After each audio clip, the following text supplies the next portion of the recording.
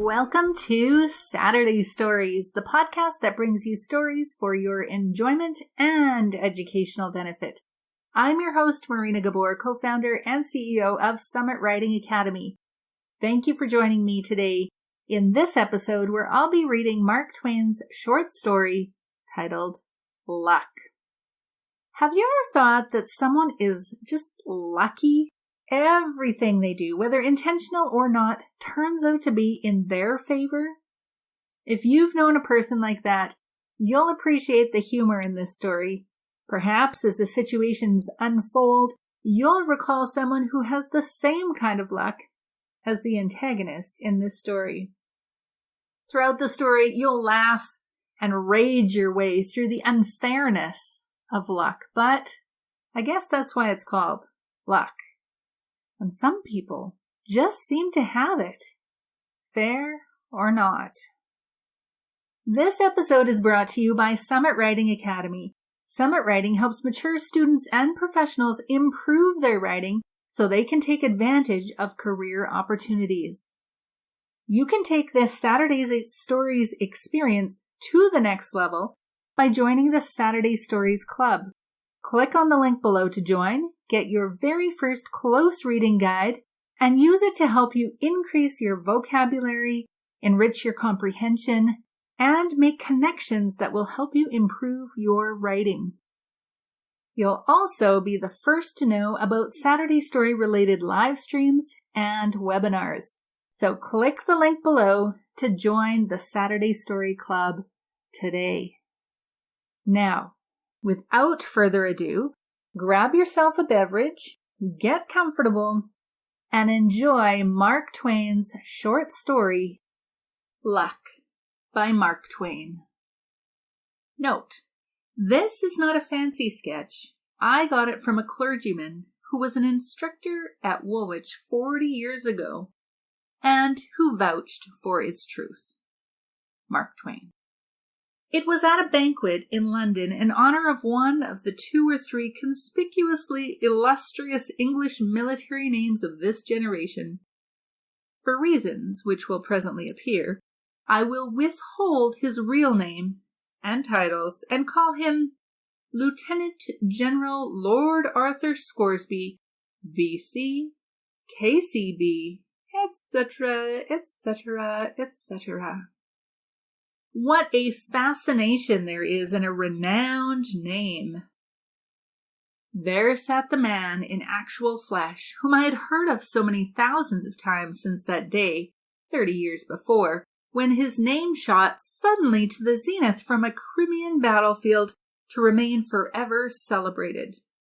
It was food and drink to me to look and look and look at that demigod, scanning, searching, noting the quietness, the reserve, the noble gravity of his countenance, the simple honesty that expressed itself all over him, the sweet unconsciousness of his greatness, unconsciousness of the hundreds of admiring eyes fastened upon him, unconsciousness of the deep, loving, sincere worship welling out of the breasts of those people and flowing toward him. The clergyman at my left was an old acquaintance of mine. Clergyman now, but had spent the first half of his life in the camp and field and as an instructor in the military school at Woolwich. Just at the moment I have been talking about, a veiled and singular light glimmered in his eyes, and he leaned down and muttered confidentially to me, indicating the hero of the banquet with a gesture. Privately, he's an absolute fool. This verdict was a great surprise to me. If its subject had been Napoleon or Socrates or Solomon, my astonishment could not have been greater. 2 things I was well aware of: that the Reverend was a man of strict veracity, and that his judgment of men was good. Therefore I knew, beyond doubt or question, that the world was mistaken about this hero. He was a fool. So I meant to find out, at a convenient moment, how the Reverend, all solitary and alone, had discovered the secret. Some days later, the opportunity came, and this is what the Reverend told me. About 40 years ago, I was an instructor in the military academy at Woolwich. I was present in one of the sections when young Scoresby underwent his preliminary examination.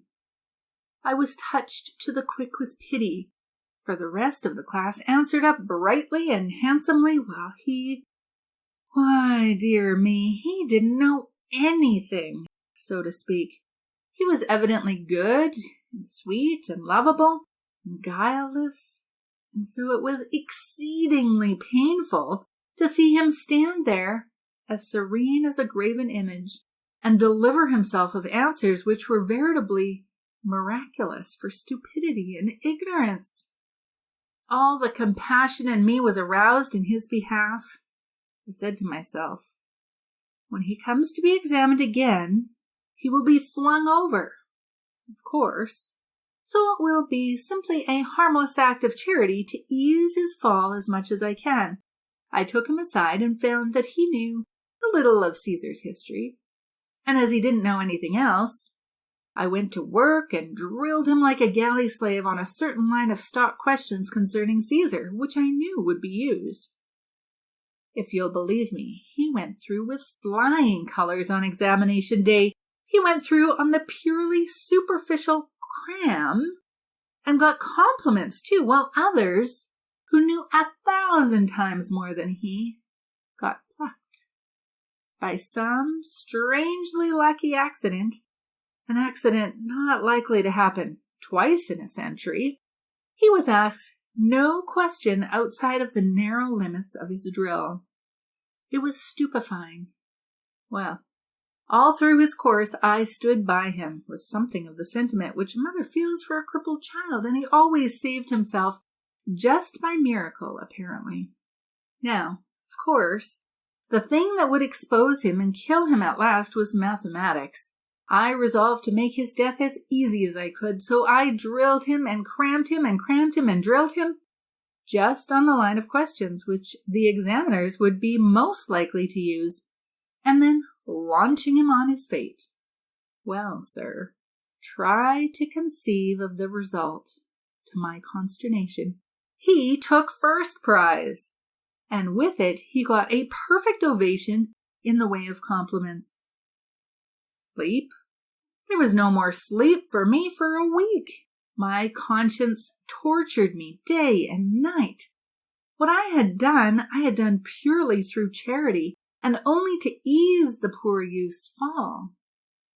I never had dreamed of any such preposterous result as the thing that had happened. I felt as guilty and miserable as the creator of Frankenstein. Here was a wooden head whom I had put in the way of glittering promotions and prodigious responsibilities, and but one thing could happen. He and his responsibilities would all go to ruin together at the first opportunity. The Crimean War had just broken out. Of course, there had to be a war. I said to myself, we couldn't have peace and give this donkey a chance to die before he is found out. I waited for the earthquake. It came, and it made me reel when it did come. He was actually gazetted to a captaincy in a marching regiment. Better men grow old and gray in the service before they climb to a sublimity like that, and who could ever have foreseen that they would go and put such a load of responsibility on such green and inadequate shoulders? I could just barely have stood it if they had made him a cornet. But a captain? Think of it! I thought my hair would turn white. Consider what I did. I, who so loved repose and inaction, I said to myself, I am responsible to the country for this, and I must go along with him and protect the country against him as far as I can. So I took my poor little captain that I had saved up through the years of work and grinding economy, and went with a sigh and brought a cornetcy in his regiment. And away we went to the field. And there, oh dear, it was awful. Blunders? Why, he never did anything but blunder. You see, nobody was in the fellow's secret. Everybody had him focused wrong and necessarily misinterpreted his performance every time. Consequently, they took his idiotic blunders for inspirations of genius. They did. Honestly. His mildest blunders were enough to make a man in his right mind cry. And they did make me cry. Rage. And rave, too, privately. And the thing that kept me always in a sweat of apprehension was the fact that every fresh blunder he made increased the luster of his reputation. I kept saying to myself, he'll get so high that when discovery does finally come, it will be like the sun falling out of the sky. He went right along up from grade to grade over the dead bodies of his superiors until at last, in the hottest moment of the battle, down went our colonel, and my heart jumped into my mouth, for Scoresby was next in rank. Now for it, said I. We'll all land in Sheol in 10 minutes, sure. The battle was awfully hot. The Allies were steadily giving way all over the field. Our regiment occupied a position that was vital. A blunder now must be destruction. At this crucial moment, what does this immortal fool do but detach the regiment from its place and order a charge over a neighboring hill, where there wasn't a suggestion of an enemy. There you go, I said to myself. This is the end at last.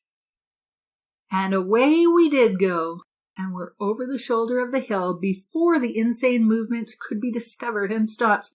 And what did we find? An entire and unsuspected Russian army in reserve. And what happened? We were eaten up? That is necessarily what would have happened in 99 cases out of 100. But no, those Russians argued that no single regiment would come browsing around there at such a time. It must be the entire English army, and that the sly Russian game was detected and blocked, so they turned tail, and away they went, pell-mell over the hill and down into the field in wild confusion, and we after them. They themselves broke the solid Russian center in the field and tore through, and in no time there was the most tremendous rout you ever saw, and the defeat of the Allies was turned into a sweeping and splendid victory. Marshal Canrobert looked on, dizzy with astonishment, admiration, and delight, and sent right off for Scoresby and hugged him, and decorated him on the field in presence of all the armies. And what was Scoresby's blunder that time? Merely the mistaking his right hand for his left. That was all. An order had come to him to fall back and support our right, and instead he fell forward and went over the hill to the left. But the name he won that day as a marvelous military genius filled the world with his glory, and that glory will never fade while history books last. He is just as good and sweet and lovable and unpretending as a man can be, but he doesn't know enough to come in when it rains. Now that is absolutely true. He is the supremest ass in the universe, and until half an hour, nobody knew it but himself and me. He has been pursued day by day and year by year by a most phenomenal and astonishing luckiness. He has been a shining soldier in all our wars for a generation. He has littered his whole military life with blunders, and yet has never committed one that didn't make him a knight, or a baronet, or a lord, or something. Look at his breast. Why, he is just clothed in domestic and foreign decorations. Well, sir, every one of them is the record of some shouting stupidity or other, and taken together, they are proof that the very best thing in this world that can befall a man is to be born lucky. I say again, as I said at the banquet, Scoresby's an absolute fool. Thank you for joining me for this episode of Saturday Stories. Once again, check out the links below to join the Saturday Stories Club, where you'll get the close reading guide and other resources to help you increase your vocabulary, enrich your comprehension, and make connections that will improve your writing. If you've enjoyed this episode, I invite you to click that like button and subscribe so you won't miss an episode. Until next time, keep reading and writing.